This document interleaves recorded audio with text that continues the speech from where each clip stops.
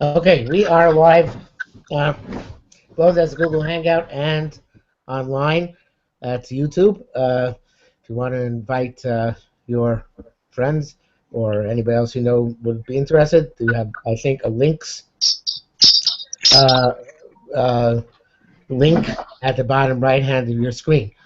Um, in any event, for whoever is here, whoever's not here, can you all hear me?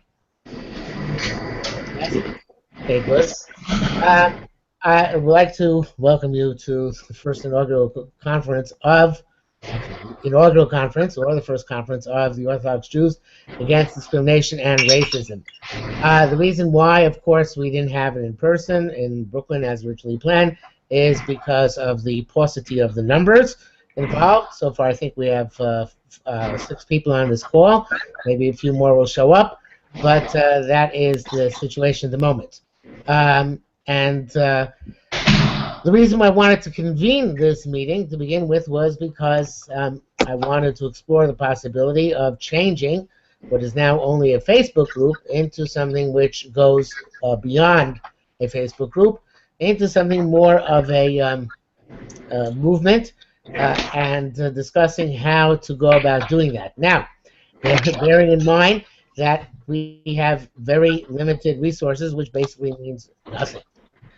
So therefore, it's hard to talk about expanding things in a tremendously dramatic way unless you would have funding for it.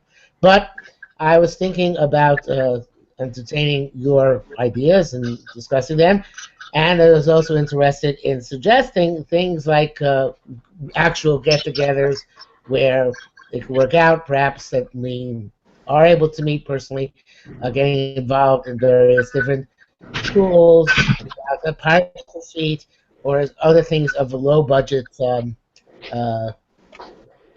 properties. So I, I'd like to open the floor to whoever wants to jump in first and discuss these issues and any other issues which you have pertaining to the group.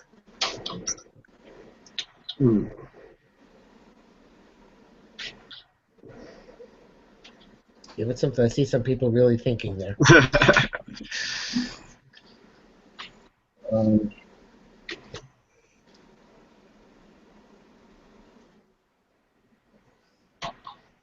Rob, Yes?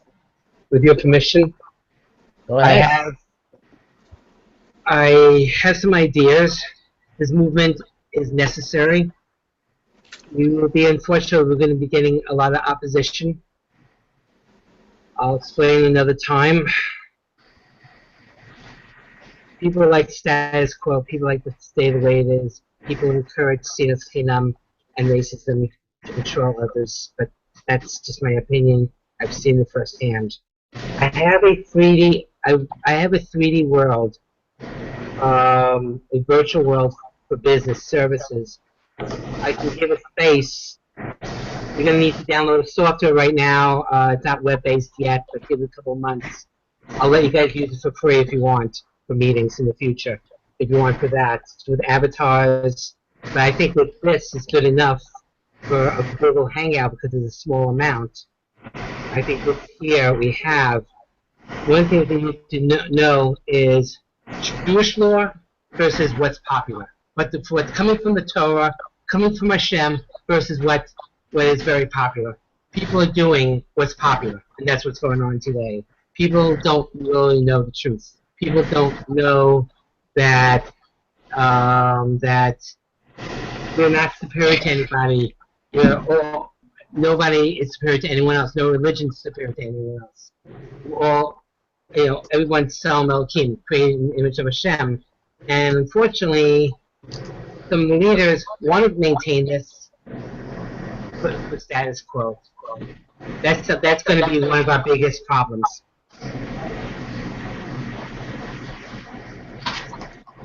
Okay. That's it, I guess. Okay. So, if you can, there's a on my screen on the top left. There's a little there's a button. I forget what that's called for, like a blurb for comments. So there is, and then if you click on that, you get a group chat on the side. So I'm going to enter what Reb Daniel just said as a comment. So it's there for people to look at. Everybody see the group chat?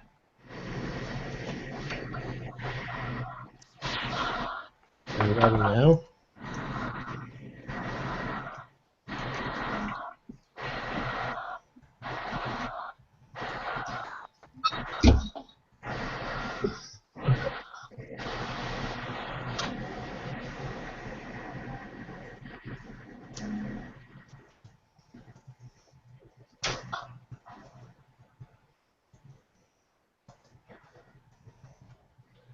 So I summarize it as one of the things you have to deal with what is authentically Jewish versus what goes on actually. That's obviously a very brief summary. That's true, and that is a major part of the problem, is that people tend to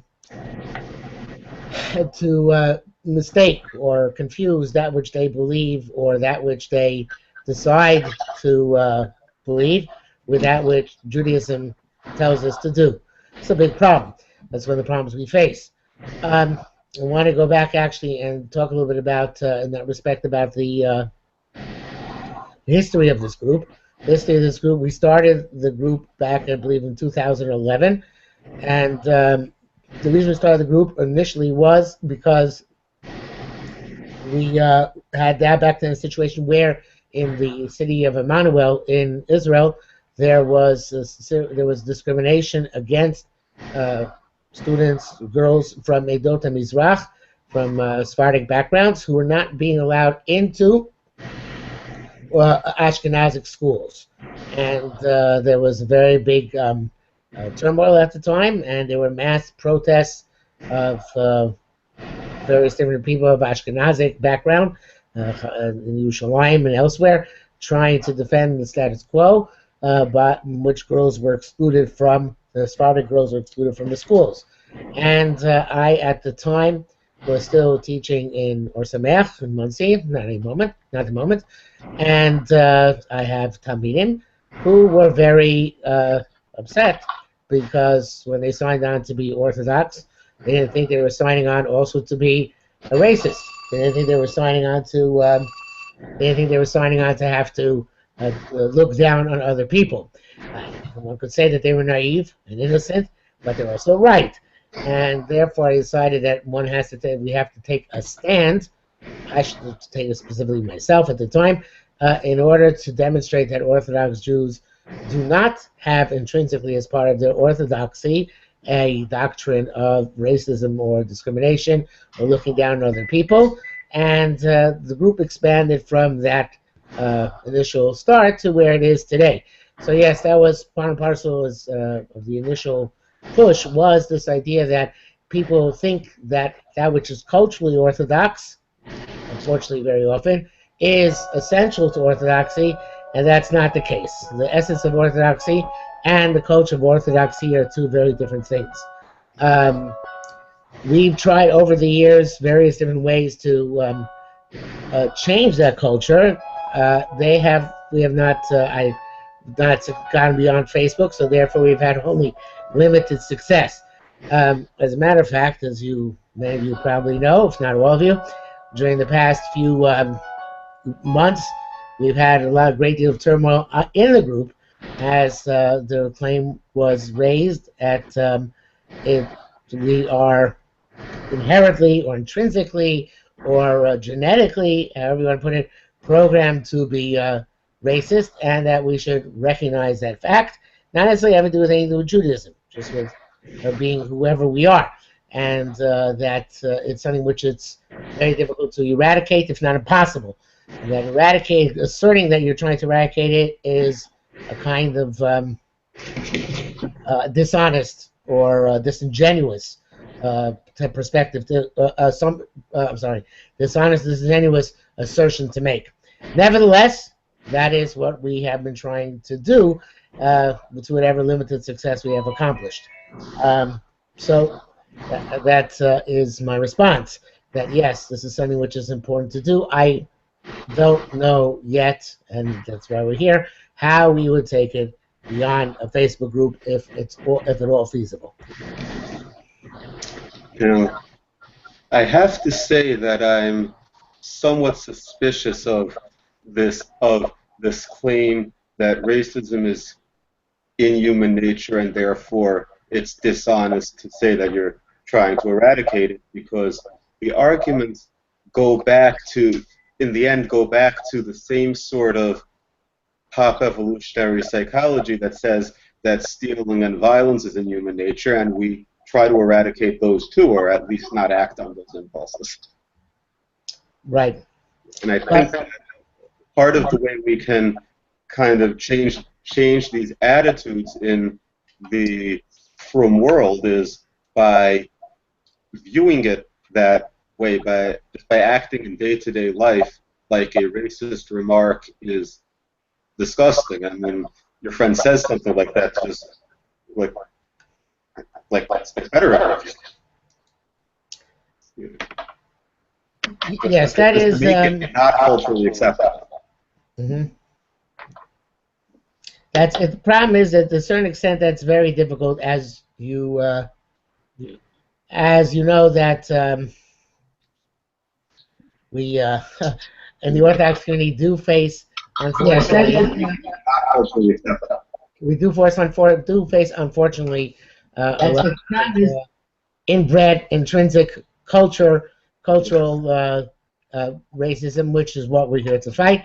And I myself know from experience it's very hard in certain company to stand up and take a stance because it is so inbred, which is one of the reasons why I figured I have to go somewhere else sometime, like a Facebook group, in order to express my dismay with what goes on in person.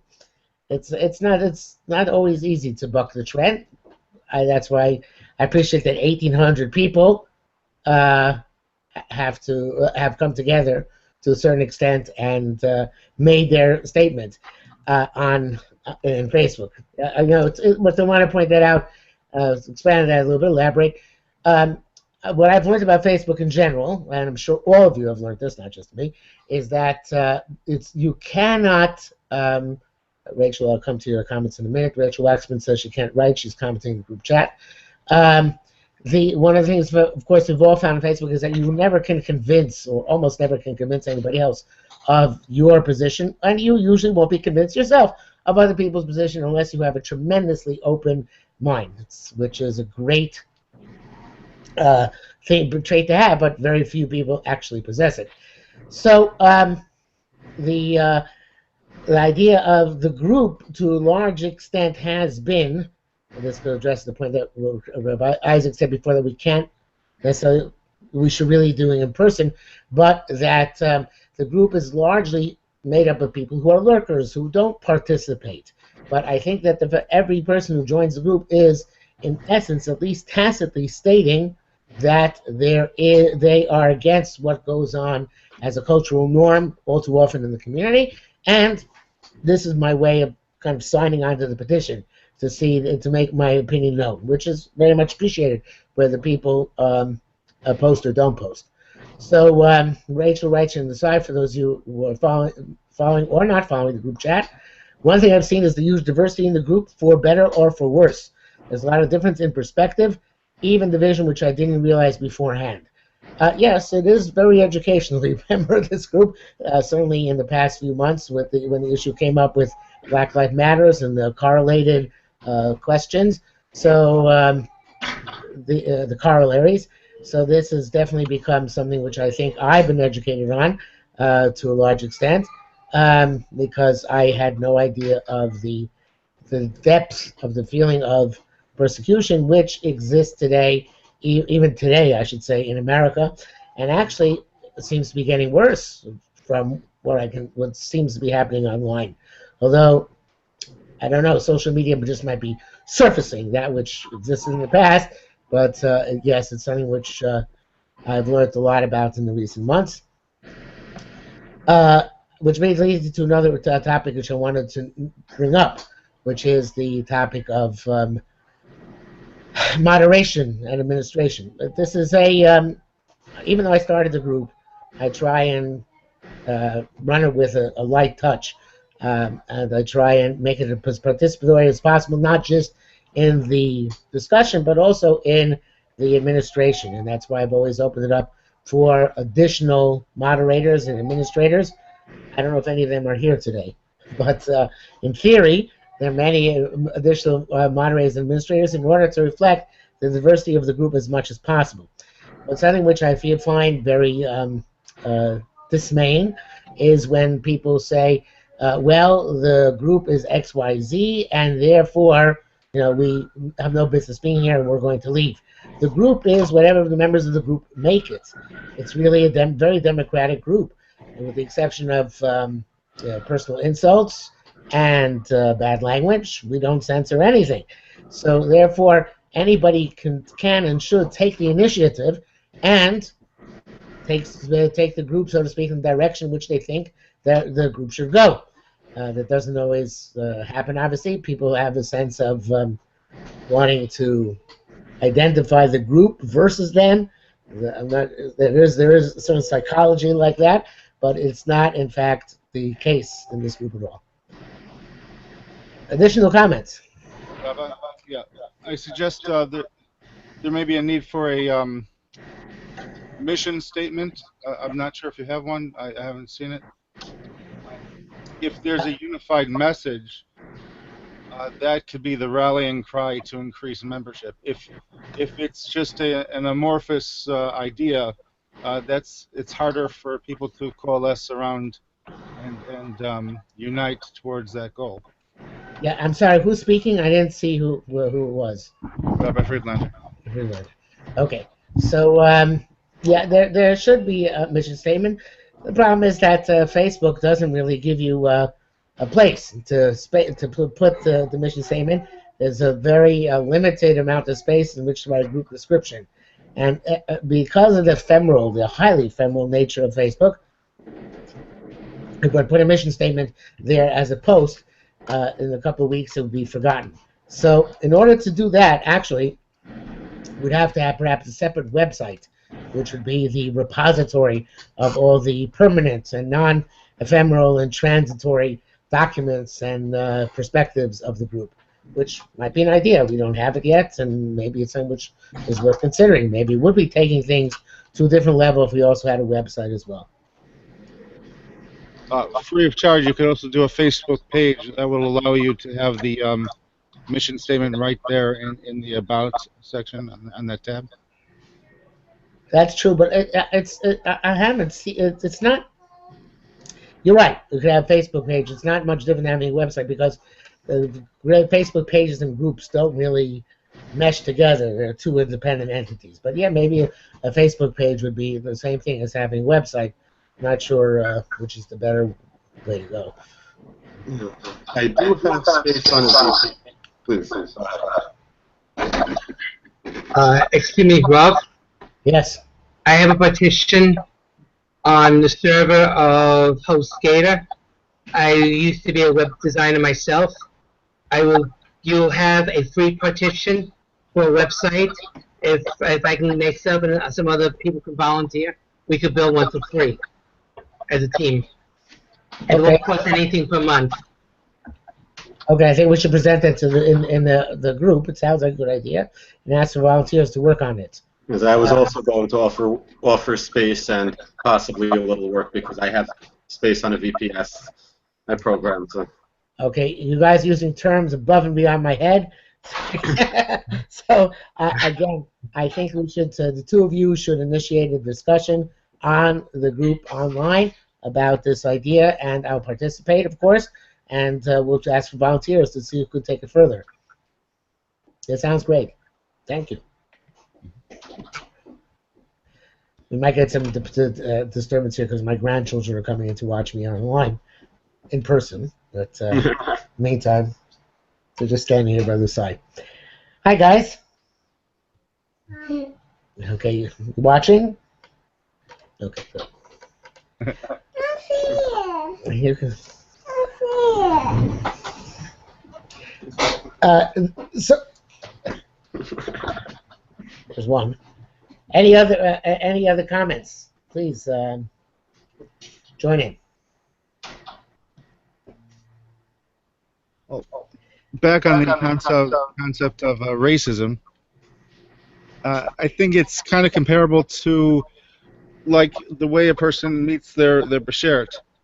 If a person has a philosophy of going on shidduchim, so they believe that they have to accept a relationship and then they'll fall in love.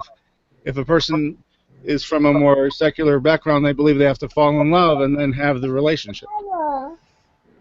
So with racism, it's also possible to work oneself in or out of it, even if their nature is to be more racist than their cousin or less racist than their cousin. I think a person, whatever their background, they're capable of leaving racism behind, and that's the point. That there's bechira chafshu, there's free will, and therefore there is ethical demand on people to reject racism, even if it's external and not internal to them. The rejection, it's still a chiyuv, an obligation upon them. Yeah, this is true. But again, it's when push comes to shove, especially, I think we have it better off in America than we have in Israel, just in this respect, because in Israel, Israel is the most segregated country in the world, seems to me, but I'm sure there are other more segregated countries which I haven't experienced. But for example, almost all neighborhoods in Israel built within the past 30 or 40 years, wasn't like that earlier, but are built for specific segments of the population and exclude others. Even a place which you could say is multicultural, like Har Nof, is still only multicultural for Orthodox Jews. And most neighborhoods are subdivided into the various different categories of Orthodox Jews: Hasidic, non-Hasidic, religious Zionist, Haredi, and the de facto situation in Am Yisrael, in Eretz Yisrael, yeah, that's me. The facto situation of Am Yisrael and Eretz Yisrael is one in which the racism is built into the system. So I'm not sure I think that Chutz La'aretz, again, most people I think online here, most people online here, if not everyone, is in Chutz La'aretz. Here we have the advantage of having much more mingling. Where I live, in Monsey, it's not so much like that. It's pretty monolithic. I always feel bad for the non-Jews who are the embattled minority in Monsey. So there's a apocryphal story here that once a non-Jewish kid came home from school and said, the teacher said that the Jews are a very small minority in the world. And he said, how could that possibly be? Everybody's Jewish here. So the way we live very often makes us insulated, not in a not good way, from other societies, other groups, and I think it's Rav Kook who said that it's easy to be an Ohev Yisrael in theory, but it's very hard to be an Ohev Yisrael in practice, because you can love Jews in the abstract, but when you actually deal with specific Jews, it gets much more difficult. So when we talk about online, and this is the flaw of what we're doing, we talk online about opposing racism, which is, of course, the purpose why we're here. It doesn't necessarily always translate to real life, because we don't come into contact in real life necessarily with these other groups against which we're supposed to have no sense of difference, with whom we're supposed to be able to feel complete affinity and mutual respect, and so on and so forth.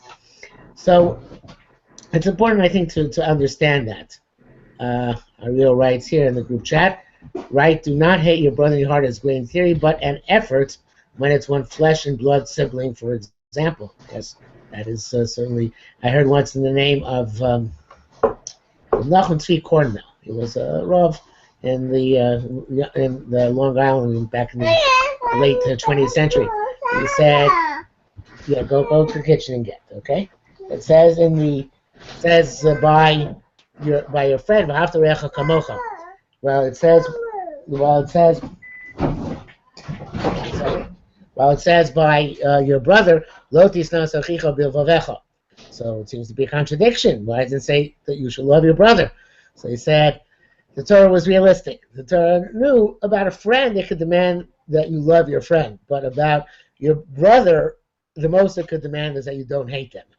So yes, one's flesh and blood sibling is not always it's not always easy to do. I know that from personal experience, believe me. So yes, that is a what, excuse me. Yeah. And that's it's kind of disappointing to me that which flavor is this? yes, orange. Sorry. It's kind of disappointing to me today that we have kind of like a homogenous group with us today on this in this in this gathering. I mean, I thank all of you Well, why is that you? for coming. Why is it me? Because I'm talking to people. They can hear you when you talk too. So I thank all of you for coming, but it is it's hard to get past that homogeneity because Is that the king? we all seem to be Is of. that the king? It's not the king. Is that? That's somebody else who has put his picture there. We all have this evidently a very similar background, a similar look. To put it bluntly, based on the faces I can see, and so the challenge, actually, which we have not yet obviously been able to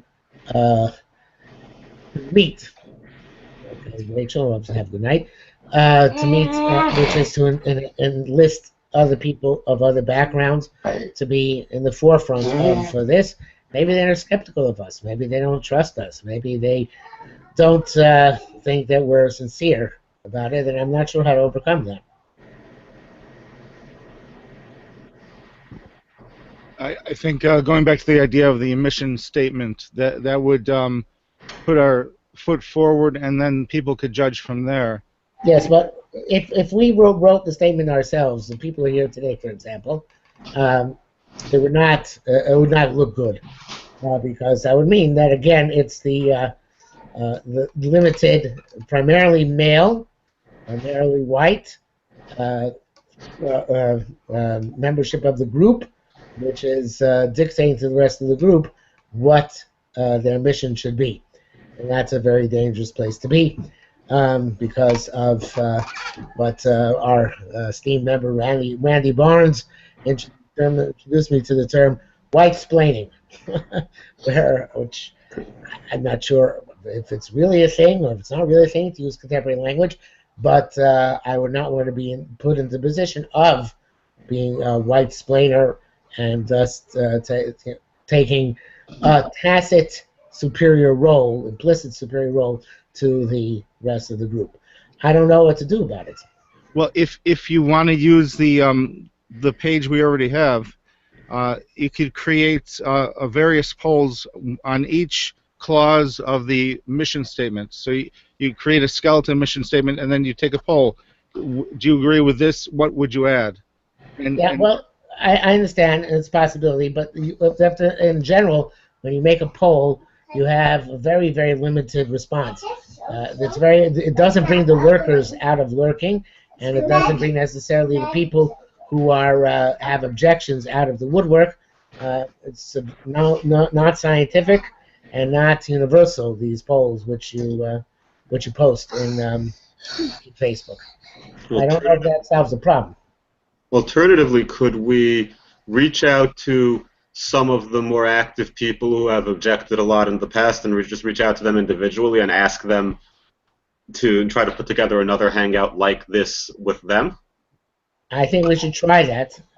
I think it's my mistake to try too early to have a physical get together, and that's probably an excellent idea. Maybe we should schedule that as soon as possible, and that actually is, I'm thinking while I'm talking, so that's extreme consciousness.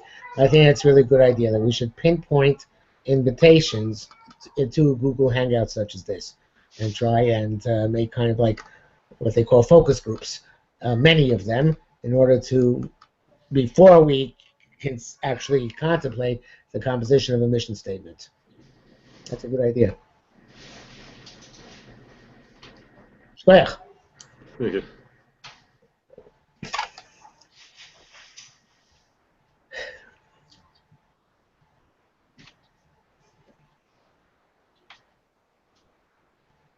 Uh, I will, besides everything else, I'd also like to open the floor to any critiques. Again, we have a very homogeneous group here, but any critiques of the criticisms of how the group is being run or how it's been functioning.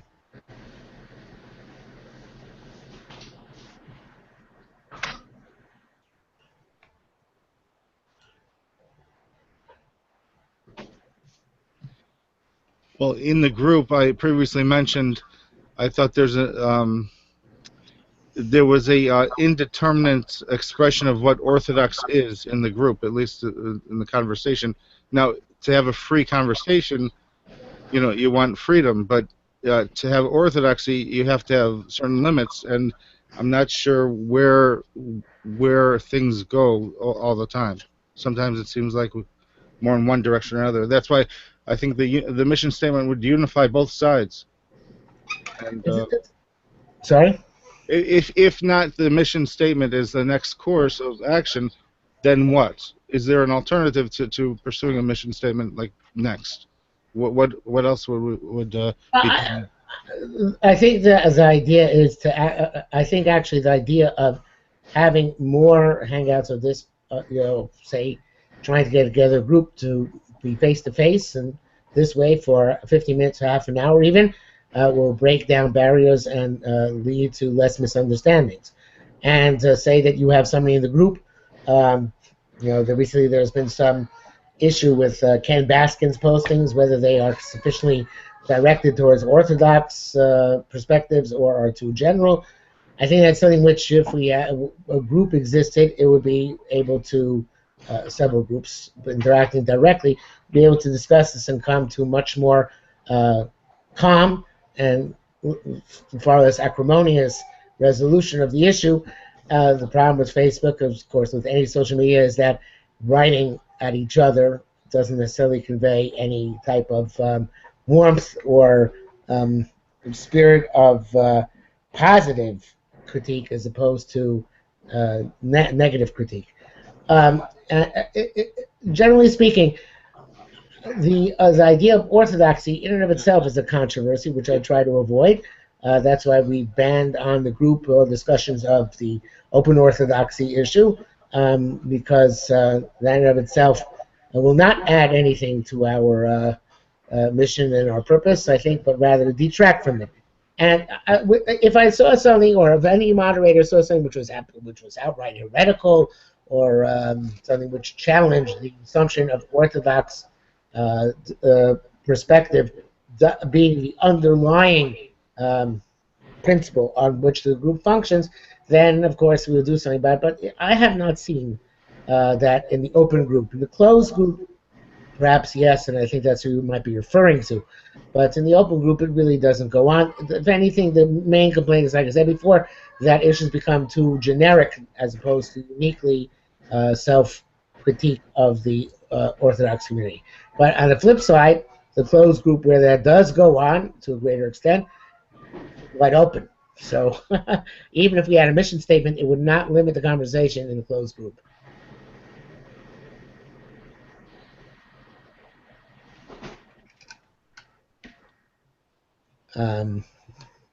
Ariel wrote here, obviously there need to be guidelines on how to accommodate people on left and right fringes of the group, both politically and hashkafically. Which, yes, we try to do that as much as possible. Again, interaction in groups is a helpful way of dealing with defining the fringes, perhaps. I really like that idea, because I keeps going through my mind that we have to actually invite people directly. Maybe after this is over, we can go back to the group and try to organize hangouts. Not necessarily each one of us. I'd invite a few people, and we don't necessarily go have to participate, but it's a good idea.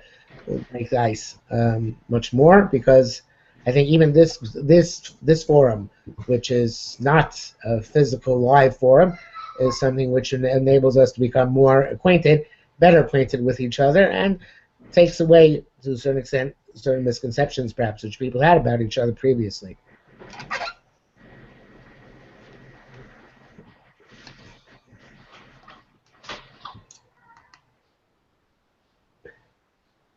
And I think actually I made a mistake. I didn't realize this. Rachel Waxman probably was Ben Waxman. Not sure. Okay, but in any event, whoever it was, the comments were fine. Okay, so I think that for a first venture, this is a very positive interaction, and I think we should schedule these relatively frequently. And I shouldn't be the only one responsible for scheduling or suggesting them, because again, the group is a democratic group. This specific interaction will be available on YouTube for other people to watch and comment. So maybe other people will have comments as a result of this. Maybe people have been seeing YouTube. I see from time to time there's been a viewer, and it should serve as the basis for further conversation and for agendas for future hangouts. We deliberately left there no agenda, specific agenda for this hangout, because it was the first one we were trying. So unless there's somebody who has something they would like to bring up, I think we can adjourn for today. Any other comments? Any other issues? Any other points to make? Just wanted to say Yashkar for having this be something that's addressed. You know, I really appreciate it. Thank you very much. A nice compliment. Thank you. I have to second that. It really needs doing. Okay. Well, we're trying our best. I All third right. that. I'm sorry. I third that. Okay. This Good. is a very Thank good group. We need it. Okay. All right. So maybe we should even consider having this as a weekly, not weekly group, but okay. But we'll bring that up online and discuss it further. Thank you very much. Call two. Good afternoon. Good evening. Take care. Bye bye. Delta.